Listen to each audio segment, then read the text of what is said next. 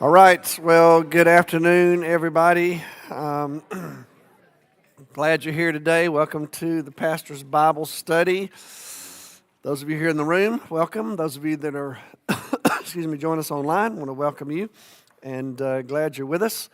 And we're going to continue our study of Exodus today. So if you have your copy of the Old Testament, let's look at it. We're going to do just a little bit of cleanup from last week, and then we'll make our way through the rest of this text today. So, for the next, I don't know how long, but it'll be a couple of weeks at least, maybe a little longer than that, we're going to talk about the Book of the Covenant. And typically when Old Testament scholars talk about the Book of the Covenant, they're talking about this section from the book of Exodus, starting in Exodus 20. Some start with verse 18, some start with verse 24, some start with chapter 21, verse 1. But the point is, typically speaking, for these next four chapters, most scholars see these as what's called the Book of the Covenant. And it will, the actual ratification of the covenant takes place in Exodus 24. And so in Exodus 24, verse 4, it says that Moses wrote down everything the Lord had told him. So in other words, he put this into a book form, so to speak. In verse 7 is where the people say, we will do everything that God's told us to do. So that's called the ratification, if you will. Now the explanation of the covenant is going to go all the way to Leviticus 27. So this is a long section of Scripture. The book itself, typically we say ends in chapter 24, but there's a lot of explanation that's given. And basically what's happening is Exodus 1 through 19 tells the story of Israel being delivered, and then he commissions them in Exodus 19, and then Exodus 20 is where we start with the Book of the Covenant. And what God is doing is Israel has spent these last generations living as slaves in Egypt. So that's their identity. That's really their understanding of themselves. And so we're not really sure how dependent they were on the Egyptians for the ordering of their society.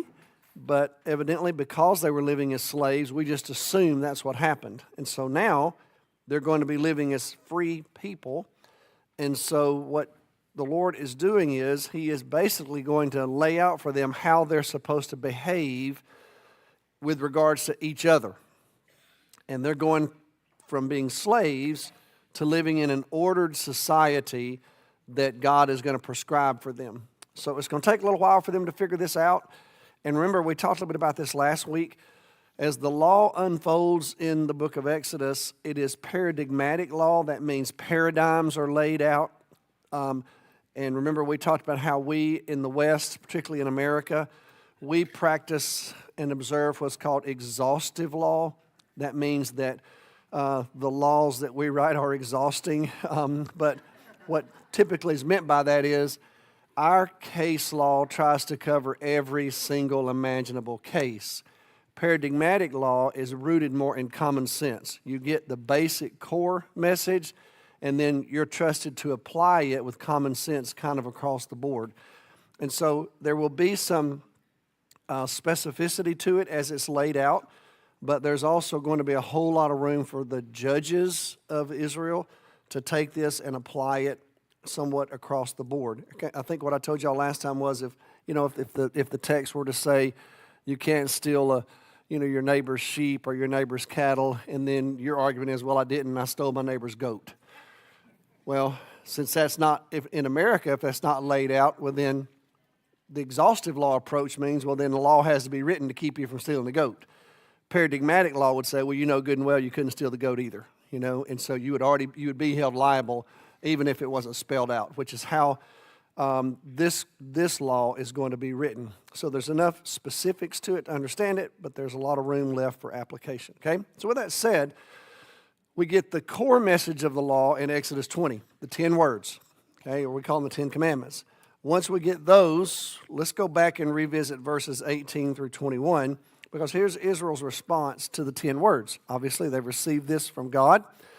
And so we touched upon this last week, but I want to go back and revisit it today as we begin to make our way through the book of the covenant. So when the people saw the thunder and lightning and heard the trumpet and saw the mountain in smoke, they trembled with fear. They stayed at a distance, and they said to Moses, "Speak to us yourself, and we will listen. But do not have God speak to us, or we will die." Moses said to the people, "Do not be afraid. God has come to test you, so that the fear of God will be with you to keep you from sinning." The people remained at a distance while Moses approached the thick darkness where God was. Presumably, they're at the foot of Mount Sinai. That's where they're going to be for about a year or so. And God is speaking to them all. And so this first section is their response to the 10 words. So the first thing we notice is just God's powerful presence. When you read this text, there's thunder, the lightning. The word for lightning is kind of an interesting word in Hebrew. It's only found 2 times in the Old Testament, this particular word. One time it refers to the torches that Israel would carry that in the sealing of a covenant. And then here it's translated lightning. It's God's torch, if you will. They heard some kind of a trumpet, which typically is a signal of victory in the Old Testament. And also smoke, which is connected to the presence of God. And so this mountain that they're standing at the foot of is drenched in smoke and evidently fire, and they can hear the manifestations of the presence of God. And so the point that's being made here is that God is unmistakably with his people. We're going to find that throughout the book of Exodus. The cloud, the smoke, just the glory of God, the fire, reminds them of the power of the God of Israel. And Israel's response to that is fear. This text says when they saw all of this, when they heard everything, they trembled. They stayed at a distance. They even asked the question, what if we die? In other words, if we're this close to God, we don't believe we are going to survive it. And so they responded with reverence, with fear, which I would say is understandable. This was not their normal experience. Now, the God that they have served has performed some incredible miracles for them already. We've already covered the 10 plagues, and how Israel was delivered, how they walked across the Red Sea on dry ground. But now they're gathered all together, and they're in the presence of God, and it's just an unmistakable, unforgettable experience. So their answer to that is, can Moses be the one that does this from now on? So they're requesting that Moses be their mediator. Now at this point in the journey, Moses is their leader. Now they're going to struggle with Moses. Y'all know that. They're going to have questions. They're going to get frustrated. And typically their struggles with God, it's just that Moses is the one who hears it, because they're going to grumble.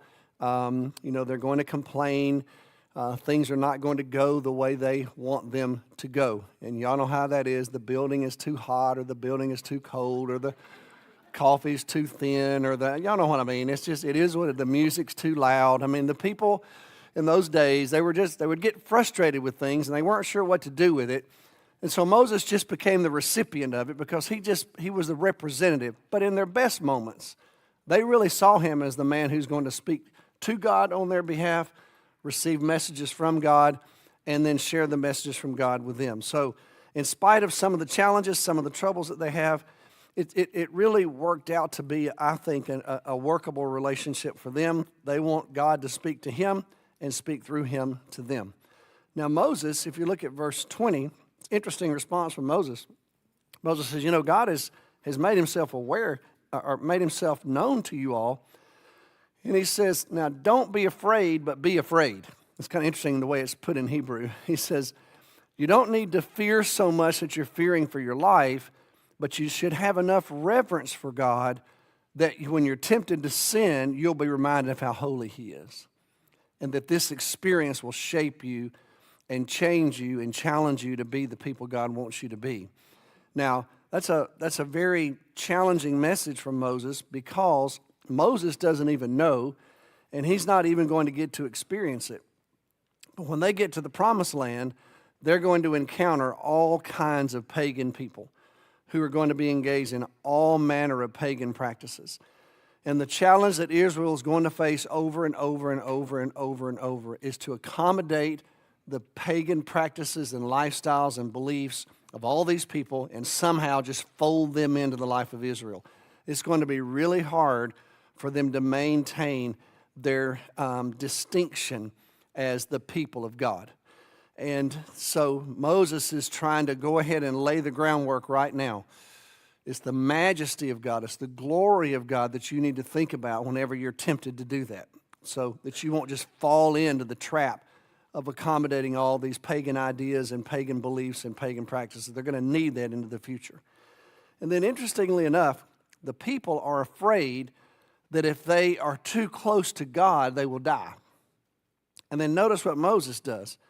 Verse 21, it says, the people remained at a distance, and Moses just went into the thick darkness where God was.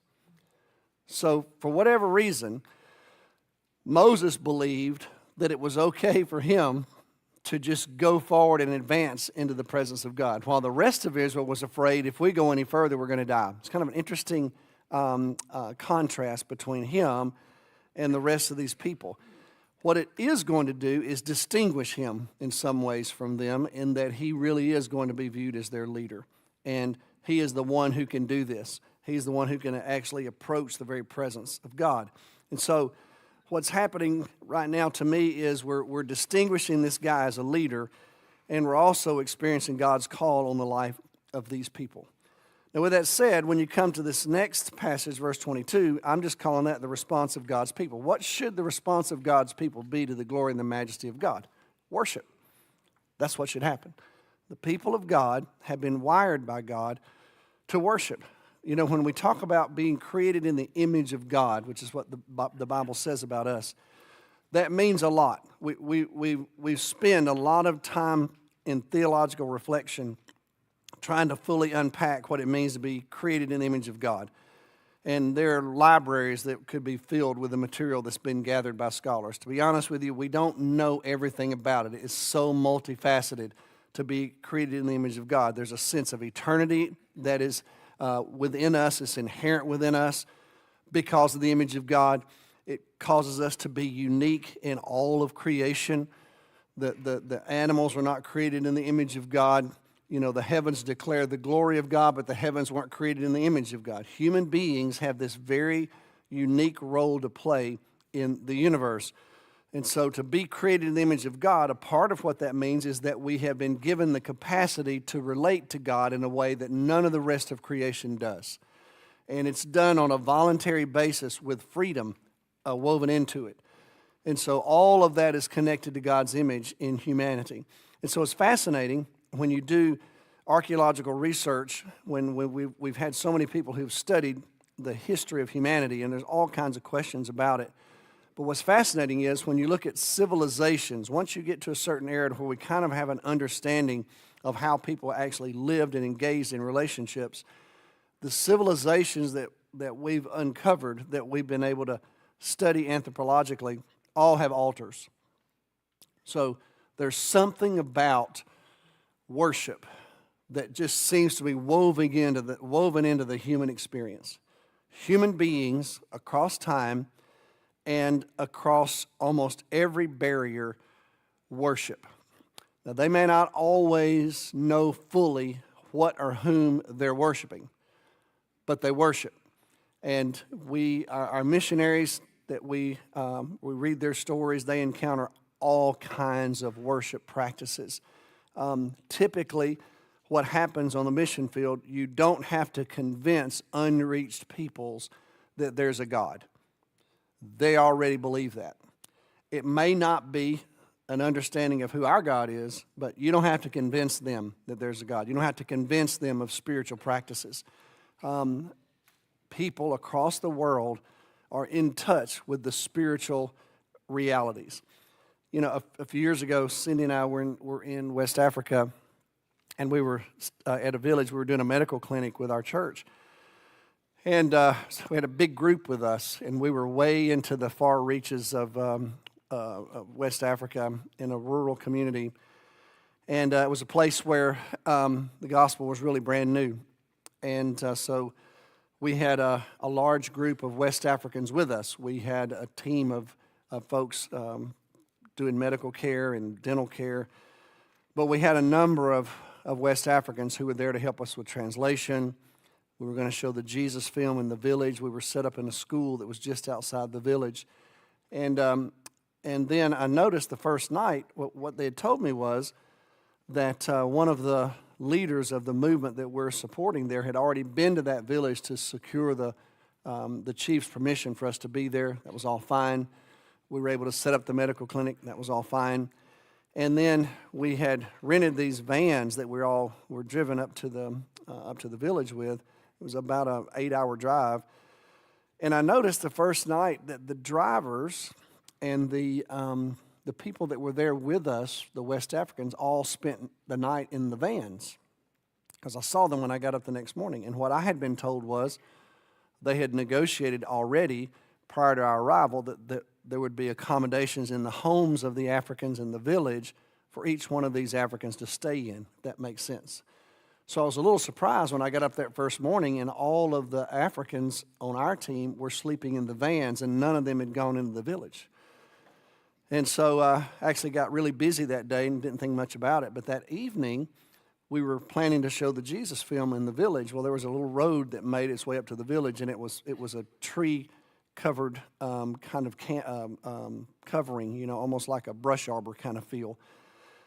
And so when I got ready to head up there, I had asked a couple of the translators, who was going to go with us. Well, there were only one or two of them that went, and I said, by the way, I noticed that nobody is staying in the village. All the African men stayed in the vans that were parked down by our camp. And when I said that to him, he pointed at the trees. He said, yes, because of that right there. And I looked up where there were all these things hanging from the trees, all these different, I don't know how to describe them. It was all kinds of handmade things just dangling from the trees. And I said, what do you mean? And he said, well, those are all charms that have been empowered by demonic forces. And he said, none of us will go in there, And I thought it was quite interesting. And some of the men that were with us, that were our drivers, were not Christians. They were Muslims. And a couple of them weren't anything. But they recognized what they saw as spiritual power, and they were not about to confront it. So they just stayed down at the camp in our cars. It just reminded me that here I am in this very remote place, and I didn't have to somehow convince these people that there are spiritual forces. They already believe all that. In fact, they were already convinced that they needed their village to be protected, and they had called upon these demonic forces to cover their village. The good news is, after our church went there and did this medical clinic, eventually, about a year later, we were able to plant a church in that village, and now what's happened is all those have been torn down, and the Christians have removed them in the community, and the people have allowed that to happen. My point being, though, there's something in us. There's just something in all of us as humans. There's an impulse. There's this desire to reach beyond who we are and ultimately connect with whatever it is that's beyond us. Well, so Israel was going to go and live in a land where that was very prevalent, and the Lord knew that. So here we are. They're still at the foot of Mount Sinai. They haven't really gone anywhere. They've been rescued, delivered out of Egypt, but they have yet to really go and actually live in the place where they're going to impose this social order that he's about to give them. So before he does any of that, he says, now let me make sure you understand how to worship me. Okay? So that's what's happening in verse 22. So just look at this text. Then the Lord said to Moses, tell the Israelites this. You've seen for yourselves that I've spoken to you from heaven. Do not make any gods to go alongside me. Do not make for yourselves gods of silver or gods of gold. Make an altar of earth for me and sacrifice on it your burnt offerings and fellowship offerings, your sheep and your goats and your cattle. Wherever I cause my name to be honored, I will come to you and bless you.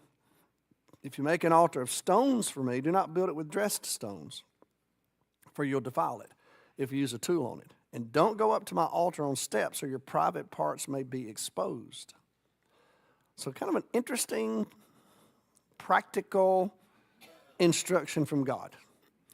So here's what's happening. First of all, look at verse 22. Moses is going to be the mediator. So that's what they've asked for. They said, will you ask the Lord to speak to you instead of to us? And you get the word, and then you come back and share it with us. So Moses has gone into the thick darkness, wherever God is, on this mountain. And so look at verse 23. The Lord spoke to Moses. So he's going to be the go-between. He's going to be the mediator, so we're already beginning that journey for them. It's already happened. God will speak to him, and God will speak through him. And then God reminds Israel of this truth. You have witnessed my presence personally. So you don't have to read about it. You don't have to have Moses tell you about it. You have seen for yourselves, he says. And I've actually spoken to you. You've heard me. And so Israel has witnessed the presence of God personally. Well, that's a part of this journey of worship. It's an acknowledgement of who God really is personally. Israel is responsible now. They're eyewitnesses of the glory of God, the presence of God, the power of God, God's self-revelation. And Israel has seen it for themselves. God is saying to them, you saw the smoke, you saw the lightning, you saw the fire, you heard the trumpet, you heard the thunder. You knew you were in my presence. Nobody had to tell you that, so you've seen that for yourself. So now you're responsible to live in a certain way before me.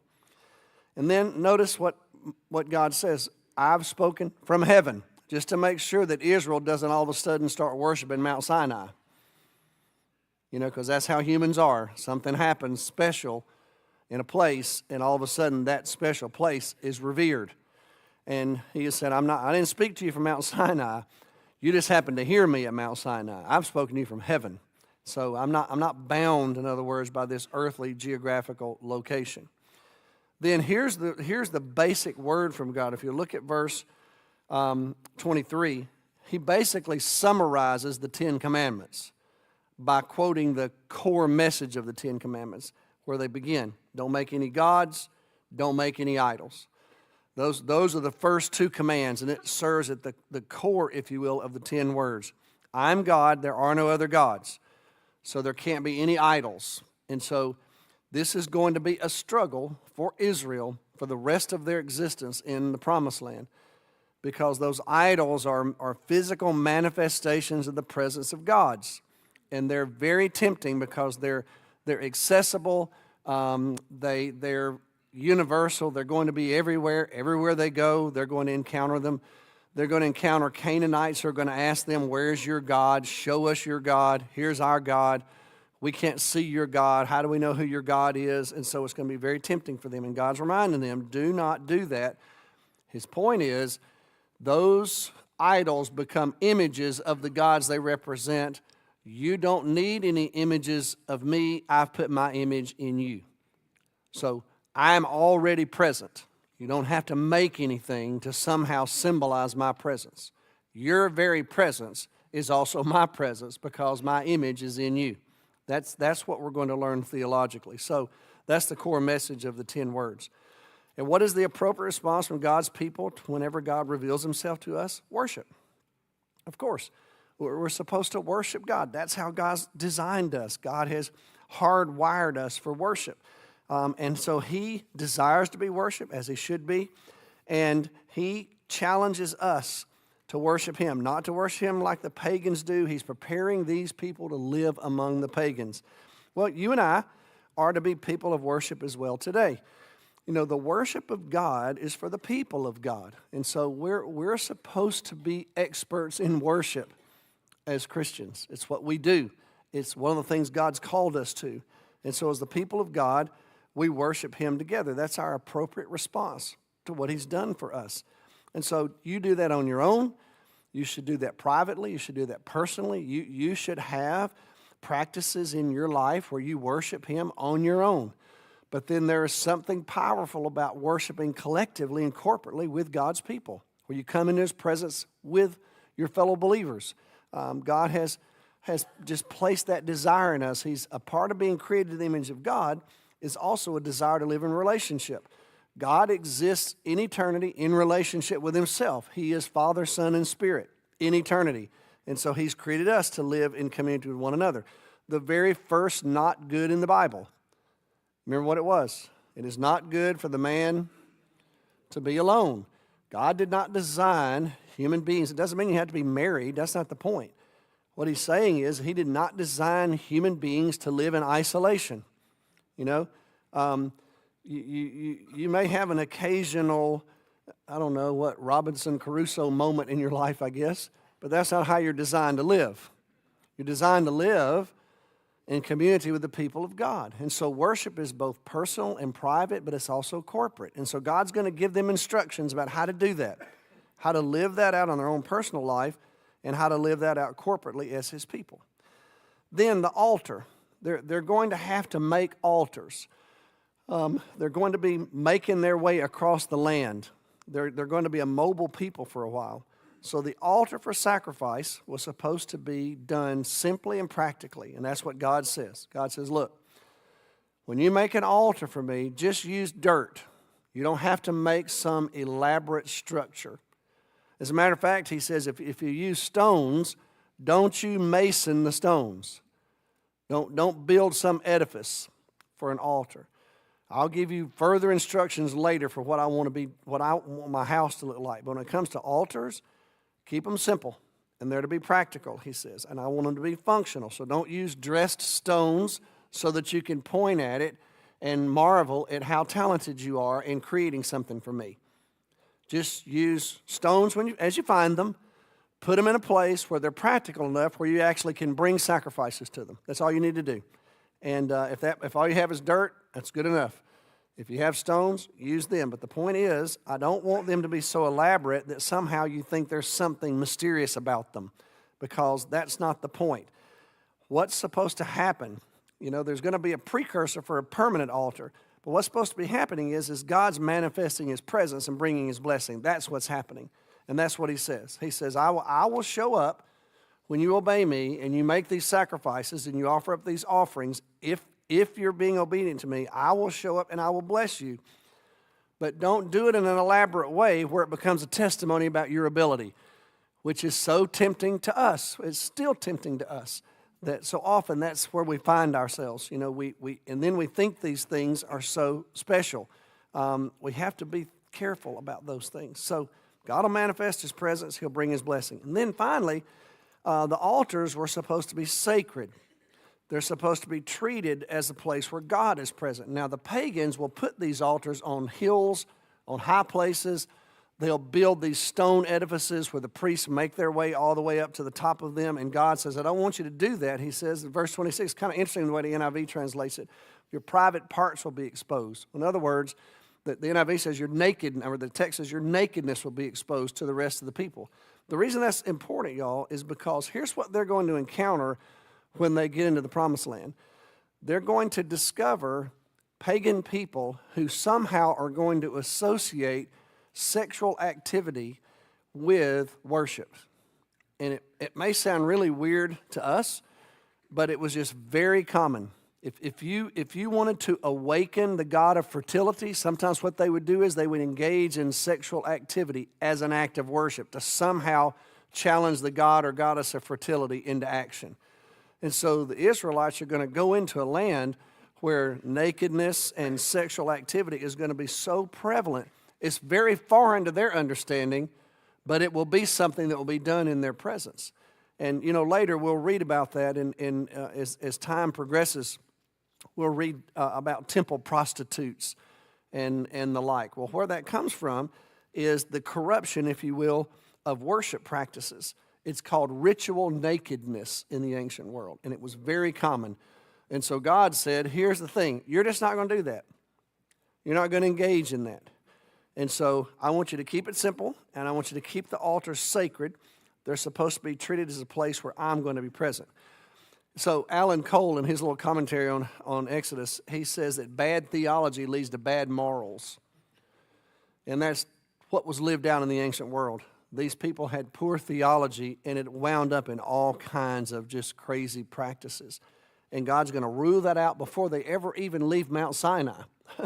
When they haven't even gone anywhere yet. And he says, when you build an altar to me, you're not going to participate in that kind of activity. I'm not going to have it. It's not going to be about this ritual nakedness. And so what's really happening right now, y'all, is the convergence of three very powerful realities in the Old Testament. When you're at the foot of Mount Sinai, there's redemption, There's worship and the law.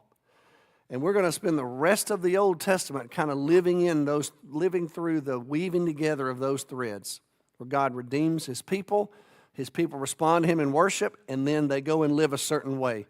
The law is the manifestation, if you will, of redeemed people that's cultivated by, blessed by, encouraged by their worship of God. And so redemption and worship and law are all woven together in the Old Testament. And it's happening right here at the foot of Mount Sinai before we really get even started, if you will. And so now, once God does this, if you look at chapter 21, here's where we'll start next week. This is where the book of the covenant begins to emerge. So if you look at chapter 21, verse 1, God says, now here are the laws to set before Israel. So I've gotten you ready. I've manifested myself to you. I've given you the 10 words, the core message of what I expect from you. I've shown myself to you. I've given you very practical instructions about how you're going to worship me. Now, here's how you're going to live. And that's where we'll pick up next week. All right? So I'm going to stop right there. Those of you that are joining us online, thank you. And we'll see you next Wednesday. Okay?